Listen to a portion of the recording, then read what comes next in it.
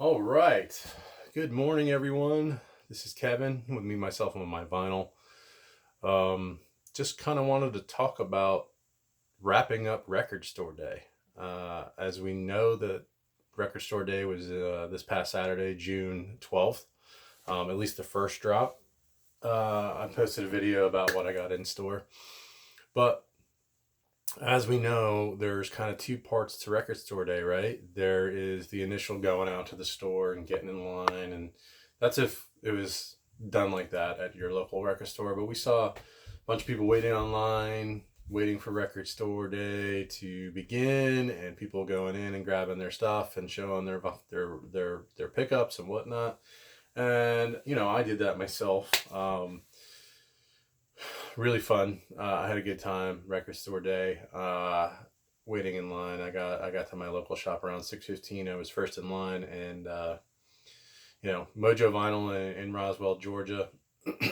Now they're not a huge record store in the scope that they're dealing in Record Store Day constantly.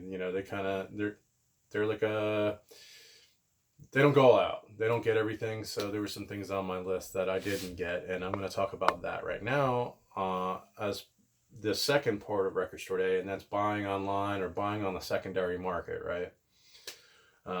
Because there is going to the store and getting that, but there's also it's a free for all. I mean, and it's a clusterfuck, really, is what it is. At 1 o'clock, when they Eastern Standard Time, when they release everything in stock online, and people were just clicking and clicking and clicking, and one of my local stores, their site crashed, and that's why I'm saying it's a cluster, because they had a rough day of it, and they had a lot of very, very unhappy customers, and they're kind of a shop that has now kind of become a player in Record Store Day. And I don't know, that's another video for another day as to why I'm so kind of pissed off at them right now. There were a bunch of events leading up to it, and I'm not going to drop their name right now, but anyway, let's bring it back. Okay, so what did I get? I had to go on the secondary market to get a few things, right? Couple things on my list. Actually, number one on my list, as far as what I didn't get, was the Chicago Blues today. Now, while I was sitting online for 4 hours or something like that, the guy behind me, I was first, he was second in line. He was there, and we had like I didn't get his name. It's dumb me. I mean, and we were both there because the other shop that we all frequent was doing appointments only, and like, I'm going off on a tangent again, but again, kind of pissed off about it. Anyway, Chicago Blues today. I was like, yeah, that's kind of on my list. If they have it, I'm gonna pick it up. He was like, yeah, man, I have. Originally, I think it was released as 3 separate LPs, but this was bundled all together, and it was going for $73 that I found. Like, that's what the list price was at some of the local shops around me that did have it. So what did I pay for it? Where did I get it? I got it from eBay. I got it from a seller on eBay. Okay. I'm always a little leery of people on eBay, but I always look to see what their other stuff is on eBay, right?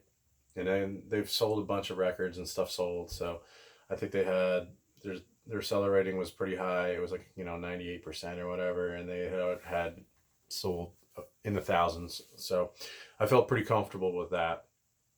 So it was listed for $73 had I bought it here locally and at a shop. $73 plus tax. So we're probably looking at 6% tax here in Georgia. So probably looking around $80. So what did I pay? I paid $79.98 plus shipping. So it ended up being $87.84. So originally it was $73.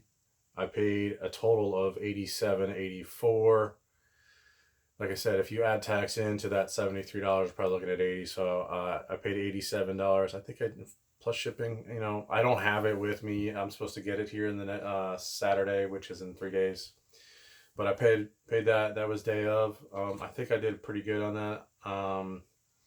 As far as not getting raked over the coals too much. So the second thing I was looking for was the Jazz Dispensary. That's also a compilation. I'd heard the first one that came out in 2019 for Record Store Day. That was pretty cool. I missed out on that one, but I heard it and I was impressed. So I was like, that's another one I want to get. It was called like the Defunct something or other. I can't remember.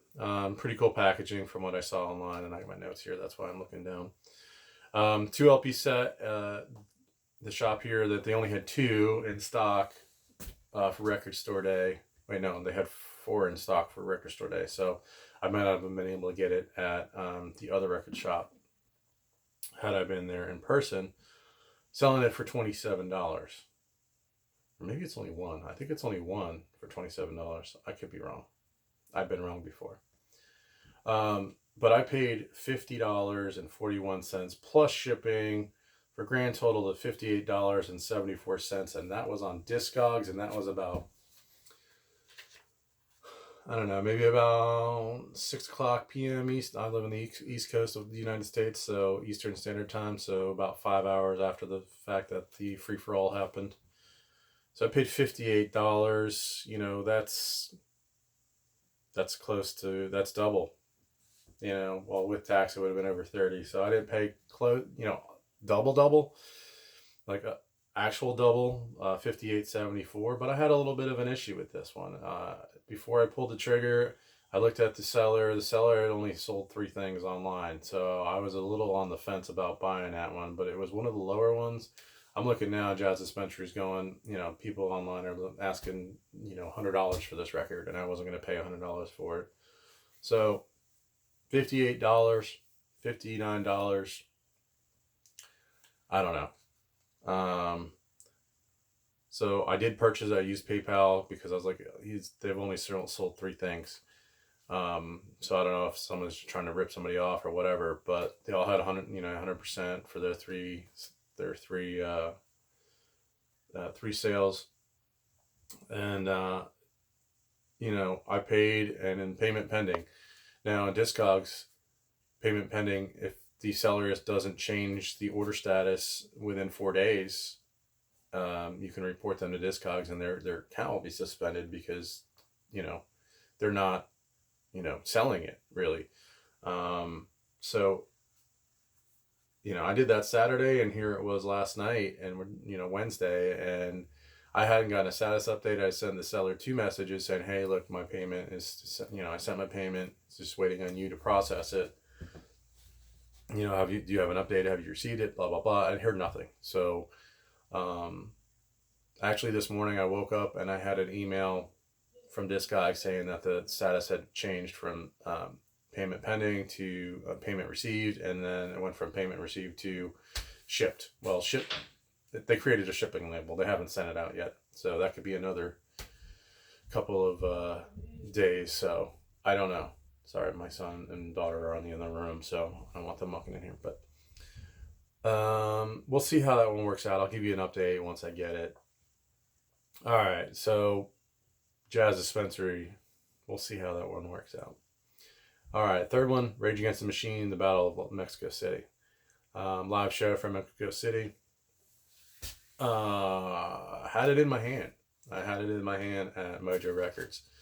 But the guy third in line, they had 2 bins of stuff. So I was looking through one and I found it, and he had already said that, he was looking for the Rage Against the Machine. And I only saw 1 copy of it. And I said, hey man,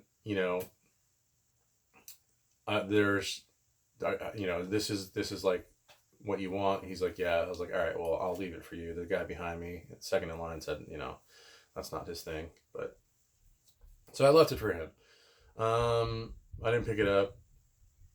I looked around online after the fact, and I was like, okay, I left it for him. He was looking for 2 records. I think there was only one that he wanted, and that was the one. So I just, being the good guy that I am, I left it for him. But I went back and I was just like, oh man, I really kind of want it. I like Rage Against the Machine, and live Rage would be awesome. So I went and looked online, and this was actually Sunday that I purchased this, and I looked on Spin Me Round Records out of Pennsylvania. You know, they have a YouTube channel too. The local shop here was selling it for I think $34, and I looked on Spin Me Round. They still had some left, and I got it for 32 plus shipping, and it ended up being $37. So I pretty much got it for the same thing I probably would have paid for it at had I had it in my hand. I just don't have it right now. You know, I haven't been able to listen to it. I had to be patient, and you know, I'll get it in a day or two. But I think I did pretty well on that. I actually got it for less, and there was no tax coming from Spin Me Around. So I probably paid what I would have paid, exactly the same. So for that Rage Against the Machine. All right, this was one last night. I was looking around. I had thought about it and thought about it, and this is somebody who I hadn't heard the record, but I like the artist, and that's Link Ray. Link Ray plays guitar and sings, I think is the name of the title officially. I looked around, I couldn't find it. There was a few places that I looked, record store wise, and couldn't find any copies of it left. They were all sold out. I think it was only limited to like 1,000 or 1,500 copies. So that Link Ray sings and plays a guitar. The local shop here was asking $27 for it. Now I found it on eBay, and I paid $35 plus shipping, or free shipping.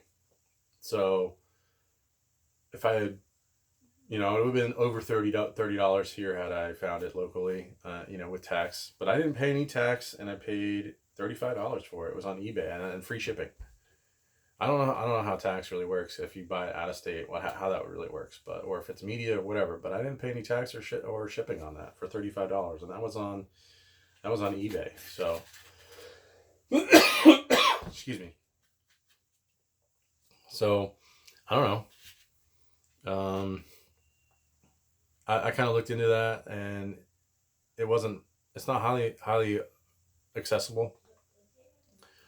Originally it came out, I don't even know what year it came out, but originally it came out, and it was kind of limited to, you know, not too many copies. And then this record store day, it's I think it was only 1,500 copies. So it's not a record that's in, you know, high availability right now. So I went ahead and picked that up.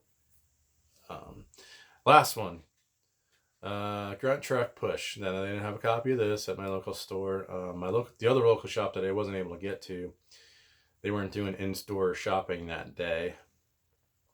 They were asking $45 for this. Now this is a 2 LP expanded edition, and we've seen people out there kind of do unboxings and reviews of it. It was I was on the fence about it, just because, well, I do like grunge. I grew up in the mid 90s, so a lot of those bands I like. I knew a couple of these songs that are on this album Push. But again, 2 LPs, my local shop was asking $45, and I was like, that's not one that, I don't know, I don't really want to pay like almost $50 for it, because it just wasn't. But I was looking around, and I've bought from this store online before, and that's, excuse me, High Voltage out of Tacoma, Washington. And they actually had marked down quite a few of their leftover things. They had it listed for $44, but they had a $5 off. So I got it for $39 for free shipping, and I don't know if I paid tax on this or not. So had I bought this in store locally, you're looking at 45 plus tax, so you're looking at over $50, and then I paid $39 with free shipping. So I actually made out, I think, better on that deal. So anyway, that's my list. So that rounds up the June record store day drop one. I also got shut out on the Kenny Durham.